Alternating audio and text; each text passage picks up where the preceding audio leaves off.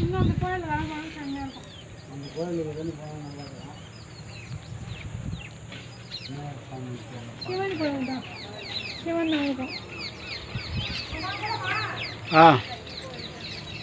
தீபமா அந்த பக்கம் சுகுராஜுதா, அந்த பக்கம் சன்னமாகுது வழி.